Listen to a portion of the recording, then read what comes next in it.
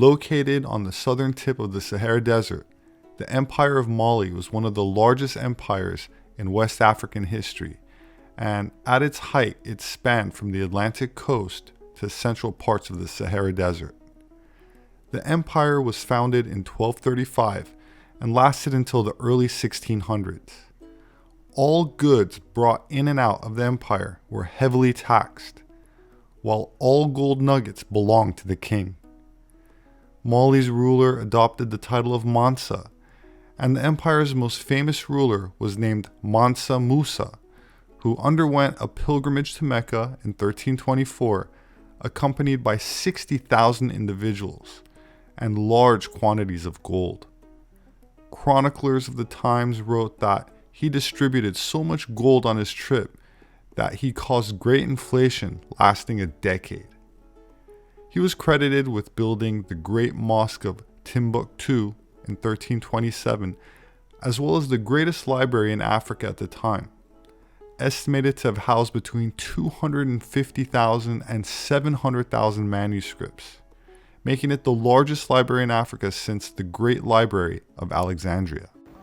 Located in the heart of the city, the Timbuktu Mosque was built in the 14th century under the reign of Emperor Kankan Musa. Rebuilt and enlarged from 1570 to 1583 by Imam Al-Kib, the mosque can accommodate 12,000 worshippers. It is highly regarded as a religious and a socio-cultural symbol. In 2012, the mosque was partially destroyed by the jihadist groups before being rehabilitated by UNESCO between the years of 2013 to 2017.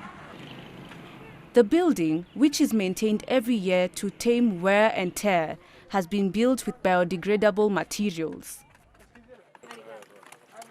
The mosque benefits from a UNESCO project entitled Safeguarding the Mosques of Timbuktu. Since its rehabilitation, the monument has regained its place in the social cohesion of the historic city. Wangui Kirubi, CGTN.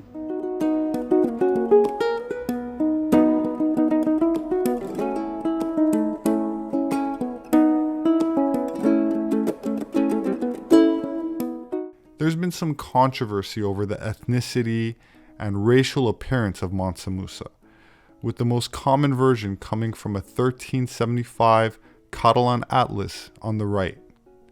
On the left is a 1339 depiction from the map of Angelino Dulcart. It's clear that one of these depictions has been altered, which seems to be the case with many early Arab and Islamic images of Moors, who are white Berbers but have been blackwashed in an effort to appropriate history for seemingly political purposes.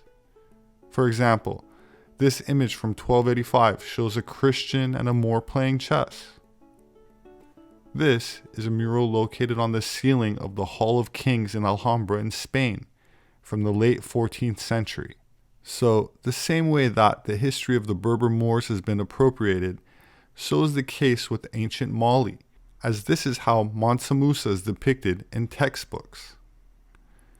To drive the point home, these Nubian wall murals from the 1500s are from Dongola, Sudan, located on the banks of the Nile. Old Dongola flourished for centuries as the capital of Makuria, one of the most important medieval African states, filled with ancient Christian iconography.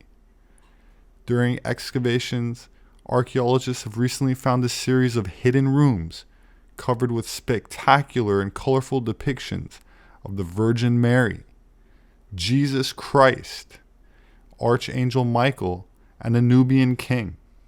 Ancient Nubia, known for rich deposits of gold, hosted some of Africa's earliest kingdoms, with massive amounts of slave labor, became quite wealthy, even ruling parts of Egypt for a brief time. But their pharaohs were never of sub-Saharan African descent, despite what is taught by politically motivated universities, which no longer try to educate people, but to indoctrinate them into a false, politically motivated view of history. While it is true that there are sub-Saharan African mummies, it is also true that ancient pharaohs and nobility like to be buried with their slaves to have servants in the afterlife. In the 4th century BC, the manufacture and trade of iron led to the rise of another empire, Kush, which became a powerful trading center located near the modern-day border of Egypt and Sudan in northeast Africa. Much of Kush bordered the Sahara, but the city of Meroe, in the southern part of the country, was dotted with trees. The people of Kush used this timber to fire the furnaces they used to produce iron. In addition, Meroe had a rich supply of iron ore, the mineral from which iron is made. Meroe was also located not far from the Red Sea, which gave Kush good access to the major trading centers further south. In addition to iron, the people of Kush traded gold, jewelry, pottery, and ivory. But just as iron had an impact on the rise of Kush, it also had an effect on its fall. Meroe's economy began to suffer during the 4th century AD. One reason for the decline may have been the loss of forests in Nubia, where trees were harvested to fuel the iron industry. In about AD 350, the neighboring kingdom of Aksum invaded Kush, and the Kush Empire fell. Today, Kush is largely forgotten, but the metal that helped build the empire is still important in all our lives today. From the 3rd century BC to the 4th century AD, Phoenician rulers of the kingdom of Kush controlled significant territory along the banks of the Nile, ensuring the production of significant quantities of iron, mined in large part by slave labor. The Phoenicians also mined copper in Cyprus, as well as tin in Great Britain, and even mined the best copper in Michigan, USA, which is uniquely mixed with silver. Even ancient Ethiopia had a different ruling demographic in antiquity, but stretched back even before the time of Christ. The ancient Ethiopian genome reveals extensive Eurasian admixture going back 4,500 years, including genetic contributions from present-day Sardinians. The famous stone-carved churches of Lalibela, Ethiopia, were said by locals to be built by blonde angels, which may sound far-fetched, but starts to make sense when one considers the inside is filled with swastikas, Templar crosses inside of the Seal of Solomon, as well as double-headed eagles.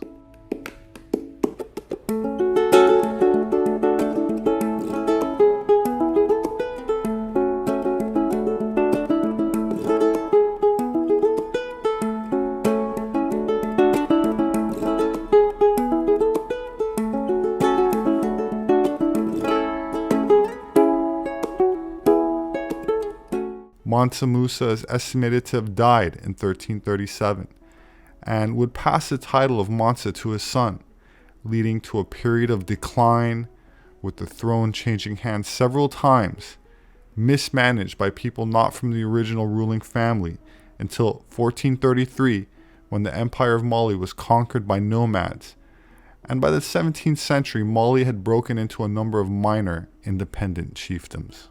While there are still many cultural and esoteric mysteries surrounding the Kingdom of Mali, many of the ancient manuscripts have been made available online, preserved for anyone to see.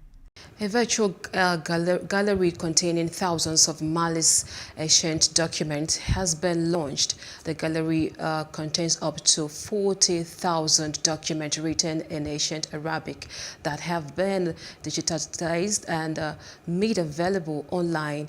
The manuscripts were smuggled to safety from Timbuktu after Islamist militant group took control of the city in the northern Mali in 2012. The collection also captured other aspects of Mali's rich cultural history and tradition. The manuscripts contain centuries of African knowledge and scholarship on topics ranging from math to astrological charts. My name is Robert Sepehr. I'm an anthropologist. My published work is available on Amazon and through all other major book outlets. If you'd like to support my work, you can do that through patreon.com, There should be a link in the description. Please subscribe for future updates. Leave your thoughts below. Have a wonderful weekend, and I hope to see you again soon.